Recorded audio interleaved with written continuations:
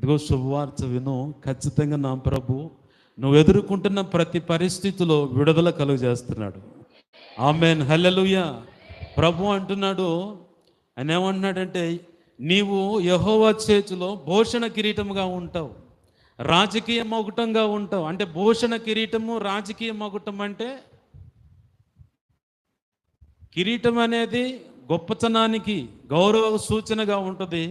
రాజకీయ మకుటం అంటే పరిపాలన విభాగంగా ఉంటుంది. అంటే అధికారం అనేది ఉంటుంది. నీకు శత్రు బలం మీద అధికారం ఇచ్చానన్నాడు. ఖచ్చితంగా నువ్వు శాసిస్తే ఆ బంధకాల నుంచి విడిపించబడతారు ప్రతి ఒక్కళ్ళు. అయ్యో నేను ప్రార్థన చేస్తే విడుదల కలుగుద్ది అంటే కలుగుద్ది. జంకేది ఎందుకు? యేసు నామములో పో అంటే వదిలిపోవాలి కదా, అంతే. లేదు నాకు ఈ సమస్య నుంచి ఒడ్డున పడతానంటే పరిష్కారం ఉంది. ప్రభు మాట సరిగా నువ్వు విను, నిలబడి ఆయన చెప్పినట్టు